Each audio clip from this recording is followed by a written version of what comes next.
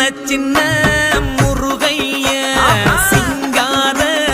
முருகைய சின்ன சின்ன முருகைய சிங்கார முருகைய கொஞ்சி கொஞ்சி தமிழ் பேசும் செந்தில்